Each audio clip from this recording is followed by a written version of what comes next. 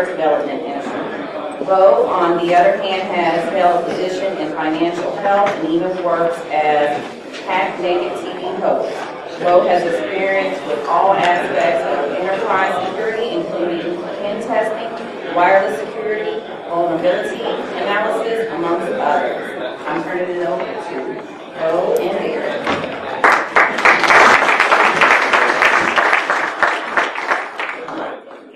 Can everybody hear me?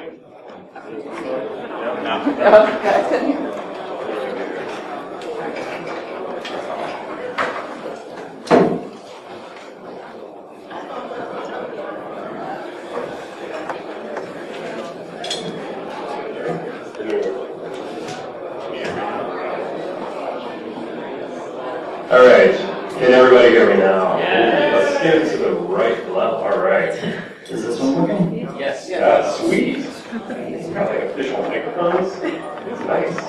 I don't have to yell. Yeah. So, yeah, we decided to basically put together a presentation on what we throw in our bags when we go for a physical or a red team assessment for that matter. And specifically, we wanted to kind of not just talk about getting into a building, because a lot of the presentations that you see on physical attacks tend to be like, oh, here's how to pick a lock, or here's how to like basically social engineer a way in. We're going to cover that stuff very briefly, but for the most part, we're going to talk about how to further your digital endeavor of sorts after you've gotten into a building.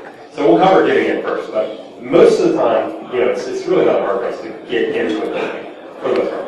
I mean, it can be tough here and there, but once you're in, what do you do? How do you go about actually attacking the network without getting caught? So obviously, 90% of the time, we get in remote. Phishing attacks are huge, obviously, still. And most attackers are still getting in via remote attacks, phishing. And especially, if you've ever seen any of our webcasts, we are very big, avid enthusiasts of hacking external-facing portals like OA, or any sort of like third-party VPN service or anything like that, because a lot of those typically end up being tied back to Active Directory domain, and we typically have very good success rates at actually spraying users' passwords and getting into those services. Yeah, and also we've been getting more work for physical and red team stuff, so we're going to try and demo something that we would do, and so hopefully the demo docs will be favorable to us. Also, so there's a lot of stuff up here, and we're going to go pretty quickly on through some of the slides. If there's something you want to see in action, we'll be at the booth all day. So if we did demo something you're interested in, please come by and let us know. Yeah, I mean, the idea here is we're going to cover a lot of different tools and things that we just throw in our bag. So we have the ability to, if we encounter a different problem on an assessment, then we have the right tools to fit the job. And like I said, most of the time we're getting a remote, but if that fails, then you have to get in the organization, and you really, if you're an attacker that is dedicated to targeting a specific organization, usually you have to resort to physical attacks and actually going to the site. So, like I said, having the right tools is obviously the best thing to go to the And being prepared. Yeah, being prepared, obviously. Yeah, so like I said, we wanted to share what we have here. So, quick thing about us, we're not going to throw a bunch of letters on the screen for certs and stuff, but we have them. We have a number of SAMs and OffSec certs. We are avid OA enthusiasts, as I said. If you've seen any of our presentations before, like 90% of the research I've personally done has been targeting OA. If you've seen any of the history between me and Microsoft and OA, we've had quite a bit of fun there. But we do. So I'm actually the only one from the company that's here in Florida. So if you are local to Tampa, we have a meetup that we do, Cigar City Sec. It's a City-Sec meetup. Basically, we go meet up at Cigar City and drink beers and talk about it in a second. He's got if by chance someone here is from the coast of Virginia as well, I have one too. Yeah. Yeah, and on the Orlando side, from Orlando, we have Citrus Tech over there too, so worth checking out. All right, let's talk about our Go bag. So the first thing, Derek's going to talk about the quality of the bag. Yeah, so I like the Go Ruck series of stuff. Now, if you go look at the price of these bags, yes, they are expensive, but they are bomb-proof. and they flip open. And, I guess in terms of tactical bags, it has the MOLLE that you can add attachments. I don't know whether they would do that, but the best part about this bag is that it has a lifetime warranty, and I made it through TSA carrying, I don't know, somewhere in the neighborhood of 30 pounds, and it wasn't uncomfortable at all. 2 laptops and the majority of this gear right here. So I like that, but it's really a personal choice. The biggest thing is I think that you need to comfortably be able to carry your gear. And then weatherproofing is kind of a concern. Any of the stuff that's made out of Cordura, I think you're going to be okay, but it's certainly not waterproof.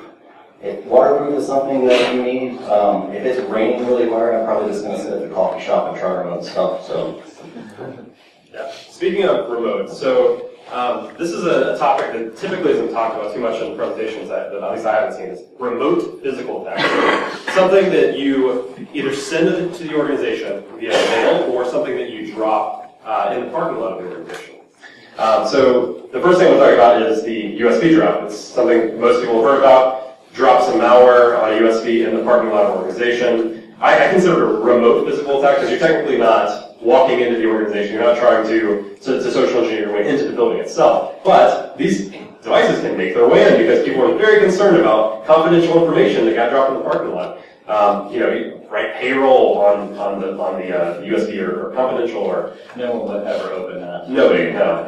Yeah, you put an Excel file with a macro calling back to a server inside the USB itself. So it brings in the organization. They see budget 2017 or payroll information and Payroll increases. payroll increases or decreases. Or decreases. So yeah, we're fans of, specifically payload-wise, we're fans of PowerShell Empire. We've had a lot of good success with it. So I mean, you'd probably agree with that. Yeah, I really like PowerShell Empire, so thanks to the guys that make it. That would be my first choice, mainly because it's customizable enough where I personally haven't had it cost very much, but I know some folks who claim they have. I like that the best. Then also there's the Unicorn tool from TrustedSec that is really good for making macro-based payloads. So this is something kind of unique that I've been working on. So on a recent red team engagement, I had the idea of how could I just get a shell in this network without them actually plugging something into one of their systems. So I was thinking, people like gifts. What if I sent them a backdoor Amazon Fire Stick or backdoor Roku for that matter as a gift? Hey, from your higher ups, we were really happy with what you've been working on here. So here, you should free a streaming media device. So I actually backdoored an Amazon Fire Stick and did this. It's not that hard. They run Android, so basically any Android malware that's already out there works, and you can backdoor APKs too and put them on these things. And they plug it into obviously TV and then connect to hopefully a corporate Wi-Fi network, and you have a remote shell. So just something to consider. People do enjoy gifts, so you send them things that plug in. The only caveat to that is hopefully they're not taking it to their home network because that most likely be out of scope. Wireless hacking. So. Yeah, so like we said at the beginning, you can probably do a whole talk on attacking wireless, right? So if we don't cover something and you want to know more in depth, please stop by. So some of the things that I actually ran into. So here's some of the gear that we have. I like the Alpha cards. So you might think that people don't have insecure wireless nowadays. A lot of you probably have, WPA2 Enterprise with some kind of certificate enforcement and authentication. I was on an engagement recently where we did a survey of the whole campus, and we're looking at their wireless infrastructure, and I noticed that their guest network had a tag at the end of it calling it _EXT, and it turned out this was an open network, and it was actually plugged into the flat corporate network, and you can get to it from the parking lot. So yeah, these things happen. So doing a wireless survey is something you can do passively and definitely can be successful. So probably the most important aspect to any physical engagement is having your get out of jail free card. So you know, if you're a pen tester, this is something that you have to have. Because if you get caught, you have to have something to show to the person that caught you, saying, hey, I'm actually authorized to do this. Please don't call the cops, or please don't shoot me, you armed guard. I have authorization from somebody who works here. But the fun thing is, and this is something that Jason Street actually, I think is famous for, is he created, you know, a spoofed or a fake authorization form. So he has this real one, but then he also created a fake one that actually has a contact of somebody he controls. So you have like, you know, you get caught breaking in, say, hey, no, here's my authorization form. Call this guy. He's like your manager, or you know, or a higher up. And now you're supposed to help me. Yeah, and you know, he calls somebody you know, and the person you control says, oh yeah, the guy's authorized. Just let him go. He's all right. So you know, you get away, and you know, can continue your further endeavor. But yeah, so get out of jail free card is a must. Social engineering, another topic that could absolutely be, you know, many presentations worth of material here. We're briefly just going to grace through this because it's not really part of our go bag of sorts, you know. Oh, no, I was going to say, I have been on physical engagements where just walking in worked, and I was able to find a domain joint computer that was basically publicly accessible, that had the administrator password on the sticky note on it. I've also just knocked before and got badged in by someone who was out back on the cell phone. So pretending like you're supposed to be there really does work. Yeah, it absolutely does. I actually had a guard, so I got on an elevator that was a badge access elevator to get up to one of the next floors. And I was stuck. I was like, oh, well, I can't actually go up. And, you know, people got in the elevator, they're like, oh, well, are you supposed to be here? And they questioned me, which is good. You know, it's good to be questioned by people that work there. But they were like, oh, yeah, no, so you're visiting somebody here. Well, that's okay. The guard in the front, he'll badge you up for you. So I went to the guard in the front, and the guy just came over and badged me up. Bizarre. Like he said, yeah, so you're here to meet somebody, right? Yes, I am. I'm here to meet somebody at this organization up here on this floor. Let me in. People want to be helpful. Yeah. It's in their nature. Lock picks? Yeah, so again, I've actually gotten busted trying to pick a lock on an engagement, and I had to show my get out of jail free card. That was one of my unsuccessful ones. But, you know, it is useful to have. I think nowadays, finding a lock to pick, you might, you know, be in a filing cabinet situation more so than actually getting in. And we'll talk about the more popular way of getting into a building here in the bypassing devices? Well, that's definitely one, right? I have used the credit card trick before, where I just shimmed open the door with a credit card. You just, you know, learn to identify what that vulnerability looks like. I have not used the under the door tool or compressed air. I've seen it done. I've also, if anyone is really into this stuff, and seen Deviant Alam's video on YouTube where he uses whiskey. Apparently that works. Yeah, so RFID cloning. So one thing that I've noticed is that there's a misplaced trust that badge access is actually secure. Places I've worked, places that I've tested, if it's a badge access, well, no one's ever going to get into that, right? Well, there are tools for that. So there's two main ways that you're going to get in through this type of access for breaking in. There's a tap that you can actually put inside of like a hid device. They're very easy to open, actually. And then you can clone a badge. Two other ways are getting access to the badge and cloning it, or even doing it at distance, which is actually pretty scary, right? So a little bit about RFID real quick. Again, this is a topic that could be its own talk. So there's two common frequencies. Tools like the Proxmark will actually do both high and low frequency. And in terms of when you actually badge, the protocol that is talking to the access server or to the computer that's controlling that, YGAN is the most common format. And I will note that personally in my research into this, that it is a completely different world that I'm used to, and it's an ongoing journey. It's very complicated if you're not in the space. So one thing that is, or one of the taps is the BLE key. So this is a Bluetooth device, Bluetooth Low Energy device, that was presented at Black Hat in 2015. So what you're going to do is you're going to actually open the hid device. It has one screw at the bottom, and you're going to plug in, put the wires in to the device, and it's going to read the signal that's going across the wire. And then, at a relatively short distance, you'll be able to replay the badge swipes that go in and actually gain access to the door.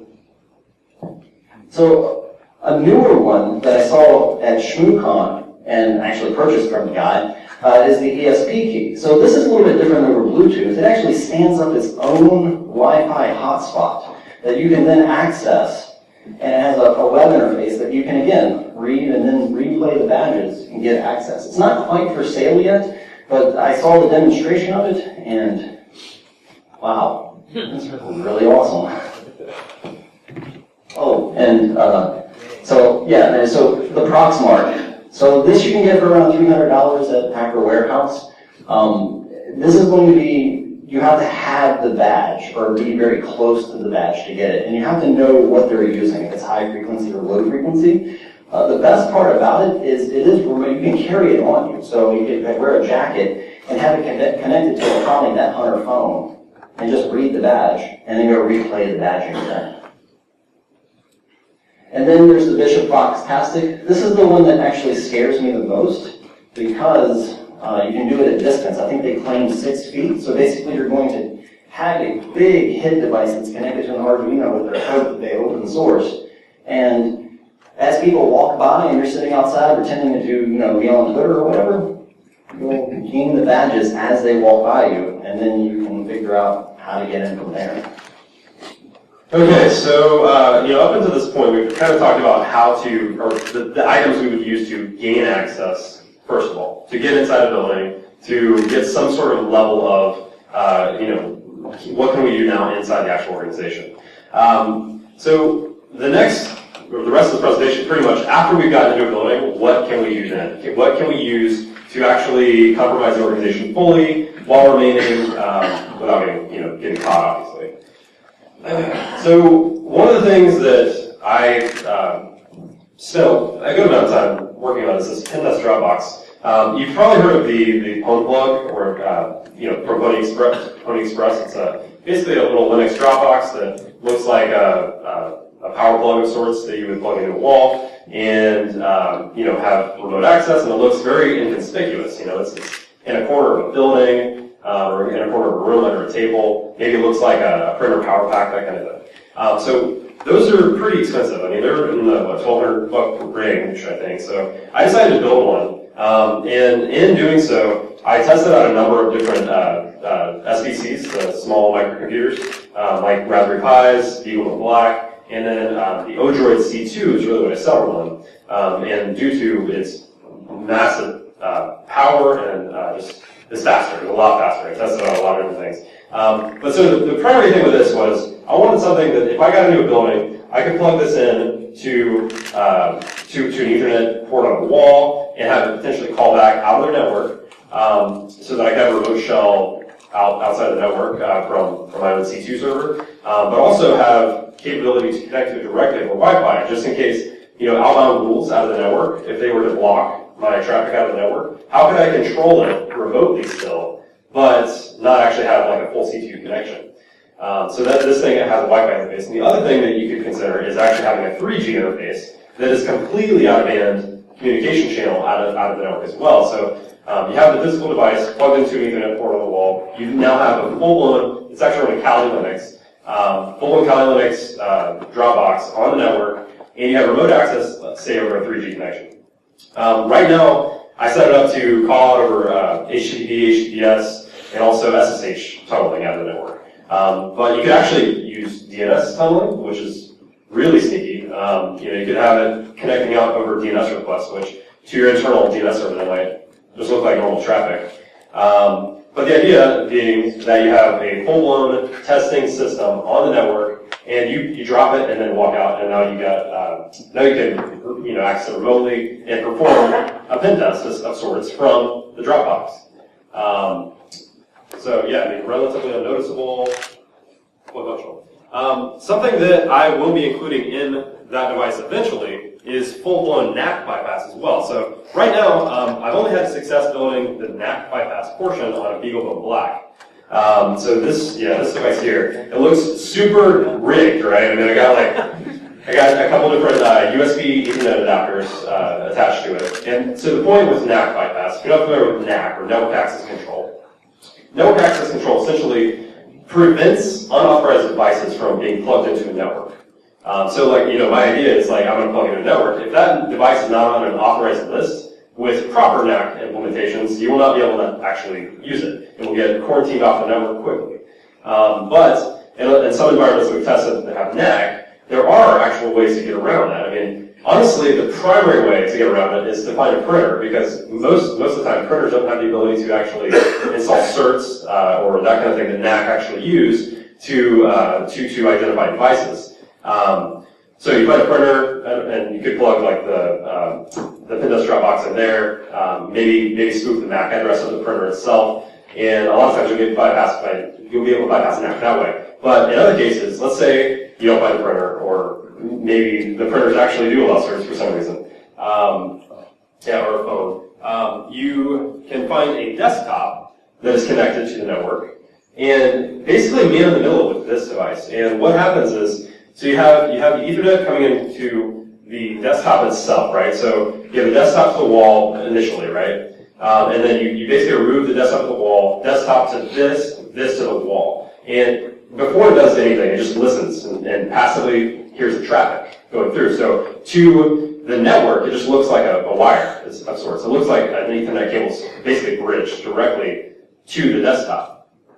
But this device is actually passively listening to all the traffic that's going by and determines where's your in and out, right? So here's the egress port that's going to the wall. Here's the ingress coming into the desktop. What are the MAC addresses associated with that? What type of user agents? That's one of the things that NAC actually uses as well. Is if it sees common user agents, it can kind of build a profile on the devices on the other side. So if you can kind of enumerate the user agents that are going across as well, you can kind of spoof those. And I've had great success with this device, basically bypassing NAC controls.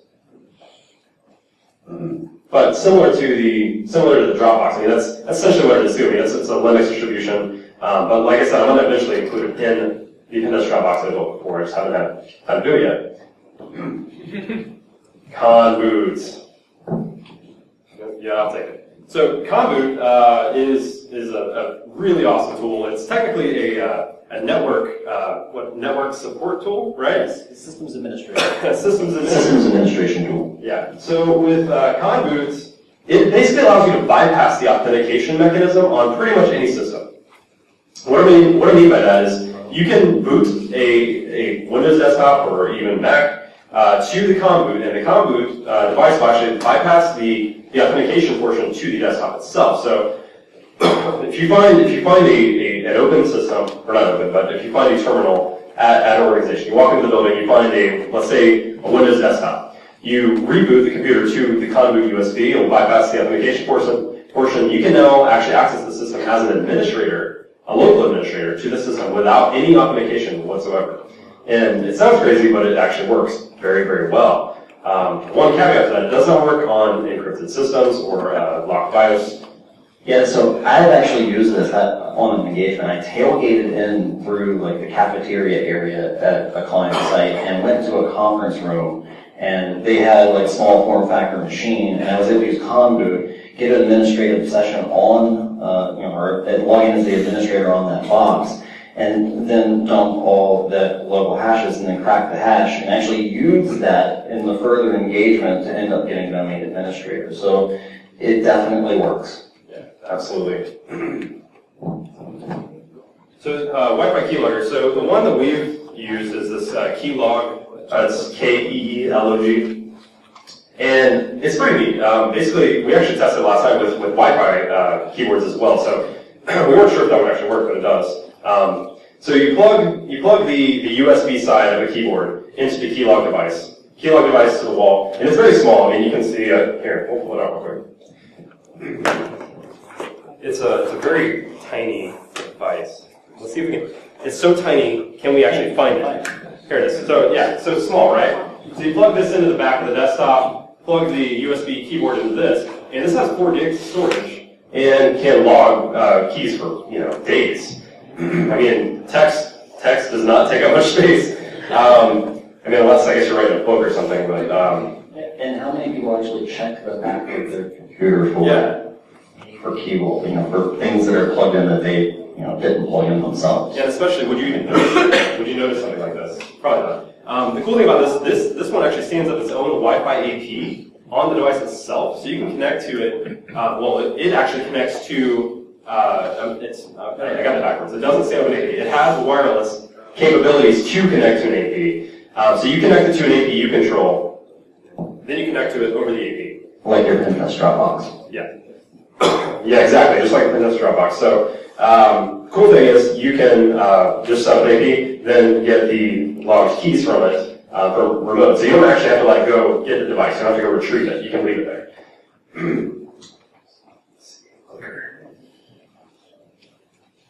Poison Tap. This is a very new and very interesting device that was developed by Sammy Kamkar.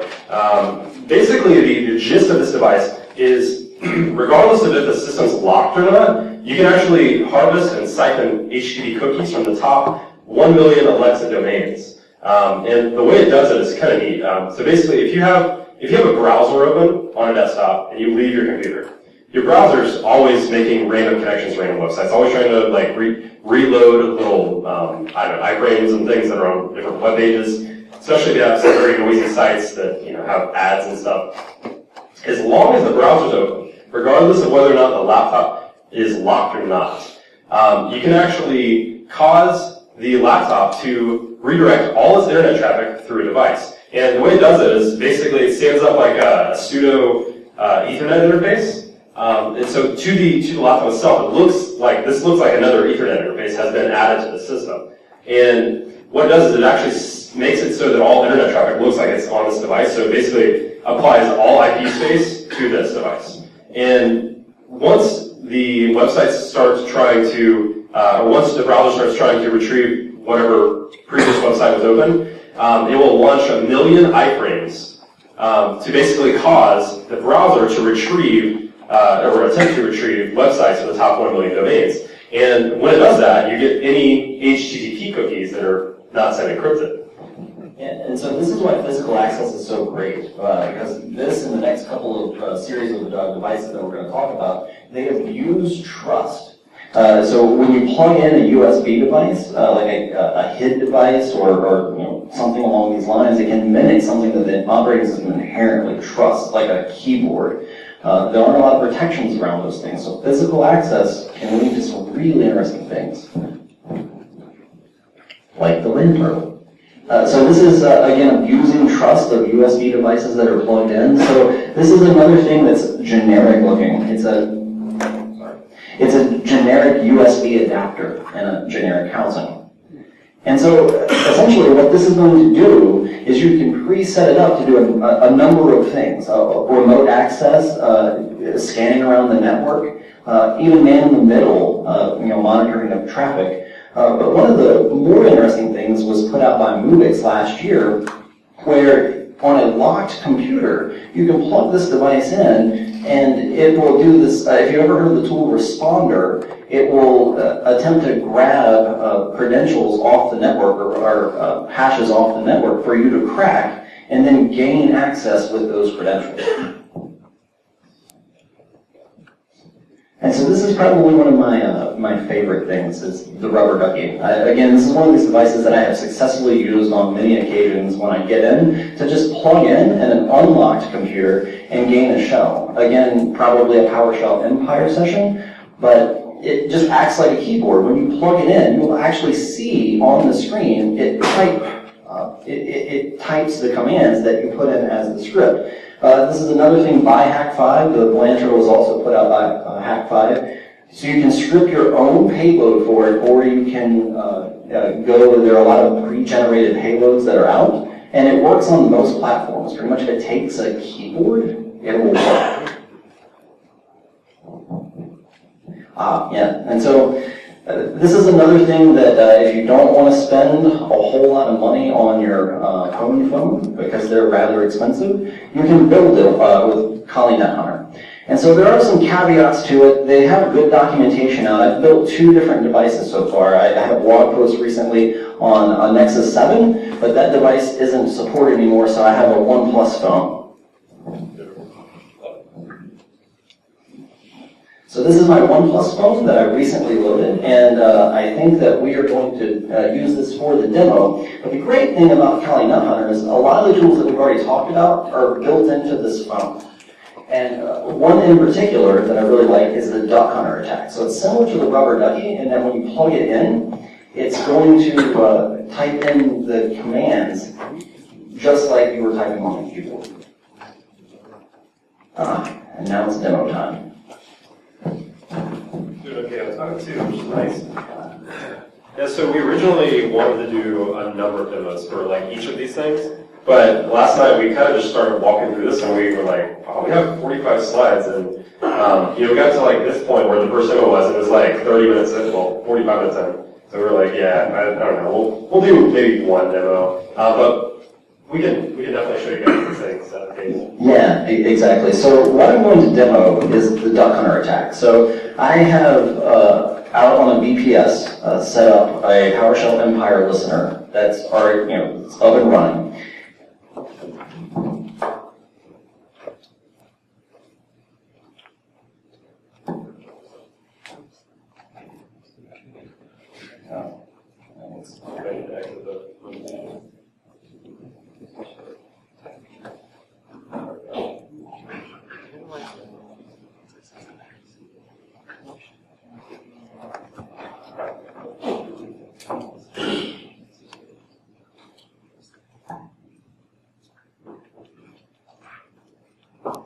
Okay. Sorry. This is difficult.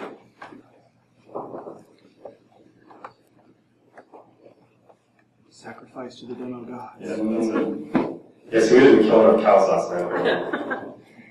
Let's drink enough beers. Yeah. Can we kill the lights today? Maybe. Yeah. Is it possible to kill the lights in here, anybody know? Alexa, turn off the lights. Yes.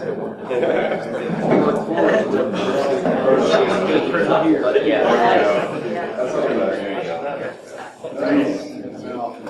So I'm not going to be able to hold the microphone and do this, obviously. So essentially, I'm just plugging in the USB stick, and this is a Windows 10 machine, and this is my Kali Nut Hunter phone. So with PowerShell Empire, they have a stager module that you can just generate the Duck Hunters or the rubber ducky script that works on the rubber ducky device as well as the module inside of Kali Nut Hunter. So I've already copied that to the phone, so that is one step that you would have to do. So the thing to consider here is like, he's got a phone, right? It's a cell phone. It looks completely inconspicuous. You walk into an organization, this device will, once you plug it into an open, unlocked computer, will create a remote session out of the network to our C2 server. So that's the thing to really kind of understand is like, he's walking into an organization, has a cell phone, plugs it into a system, C2 session out of the network. And it's pretty fast at that. I mean, it's, did you do it? You plug it in? You going? So it's, you can see the screens popped up here, the command terminal. So it's basically typing out the PowerShell Empire command that's going to actually drop shell.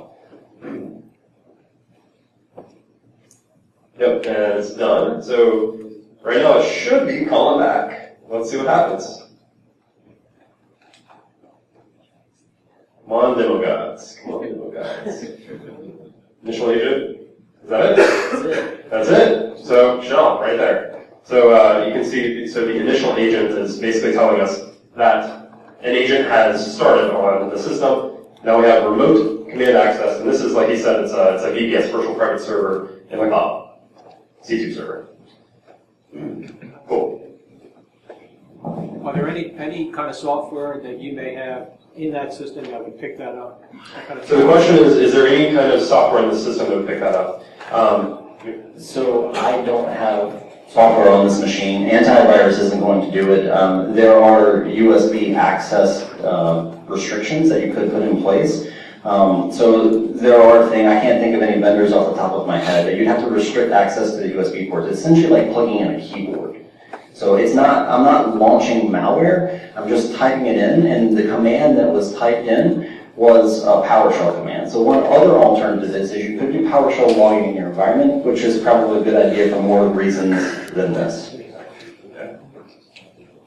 And so, what do you guys think? Is that interesting? No? You could put cement in the ports.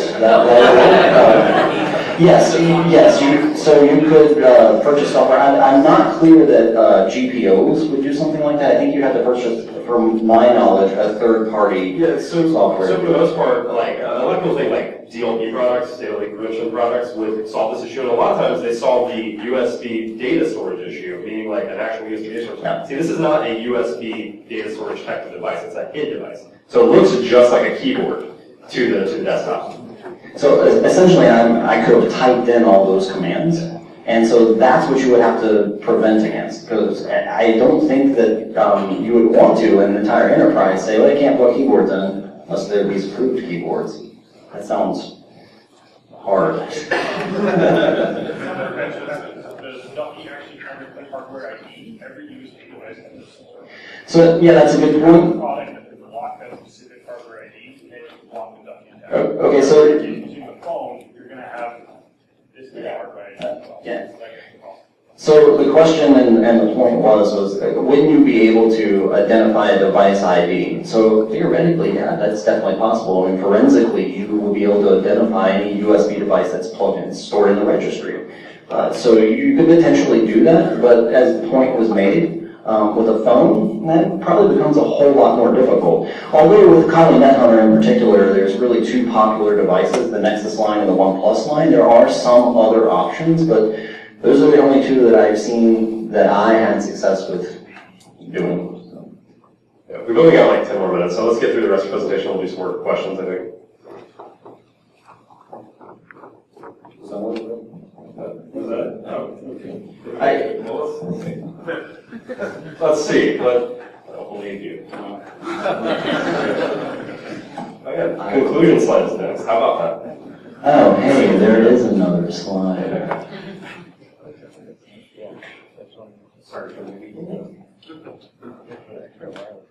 Mm-hmm. Oh. There we go. Okay. So the point we wanted to make is that there's a lot more to just compromising an organization than just walking in the door. Social engineering actually could be like, obviously weeks, months worth of training. Lockpicking itself could be the same. Any of these things you can talk about for forever. We wanted to just kind of throw all these things in a presentation and say, hey, we've got this bag and we bring all this crap in when we go do physicals and red teaming and go back. And it's definitely fun to go through the TSA with all this stuff. Yeah, so another thing, last tip is do recon on the organization prior to actually going there. If you have a physical coming up, do a lot of, there's plenty of open source intelligence you can do on the actual physical location before you actually go there. So things like, does the actual organization have Wi-Fi? You can find that. Wiggle.net is a website that basically stores a database of like open access points and things at the scene. So you can typically find if an organization has a specific SSID before you can go there. Or even call the help desk and ask. Yeah. What's that called again? Yep. So yeah, locate entrances, that kind of thing, before you go on site. So this is not going to look that great to people in the back, but if you want the slide, we'll upload the slides. So this is basically the whole gear list together. And again, this isn't comprehensive. This is one of those things that we want to put together just to show you what we do, and we add and subtract things, and setting up all this stuff takes a lot of preparation time.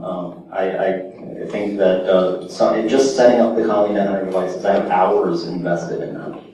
Just with curiosity, can you post that information online? So absolutely. We'll have the slides available. Yeah, we'll have the slides available. Yeah, that's it. Any extra questions? Now is the time. Any extra questions?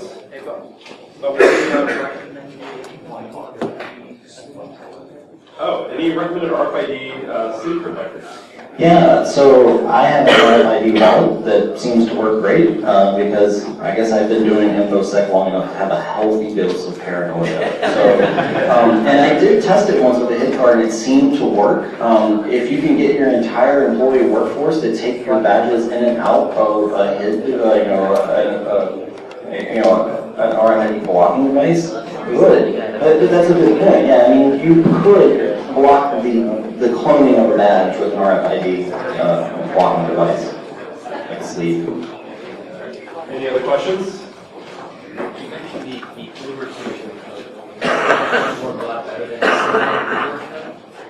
So the question was, we mentioned the Bluetooth, and do we find it to work better? To be honest with you, I haven't done a lot of Bluetooth stuff because it's hard. I just haven't done a lot. The frequency hopping aspect of it, I tried to find my own devices, and it was rather difficult. So I don't think I knew the answer to that. Cena's cheaper. Is it cheaper? Okay. Yeah. It's like $80 cheaper. Yeah. That's a good reason to use it over the Uber. Yeah, that sounds like a great reason. So the Sony device is cheaper. So I mean, that was sort of the aspect. Yeah, I know that some of this stuff costs a lot of money. I think all said and done in the bag, minus the laptop, you're looking at least $1,200 to $1,500. And so I mean, it's not insignificant, right? But you can spend a whole lot of money on these types of things for sure.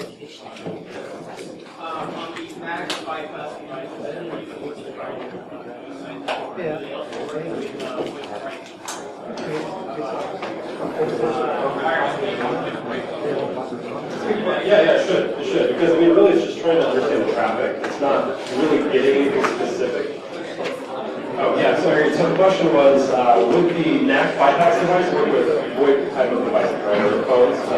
Yeah. So, yeah, I mean, the same thing applies because the device is really just listening to the traffic that's coming from both sides and trying to gain an understanding of what's actually happening and just kind of making its own assessment of how to then work with producing data out of it, if that makes sense. Yeah, so I've actually been on a test with Beau. We probably tested with everyone where we bypassed the Cisco with Beau and found the network. Oh, yeah, that was a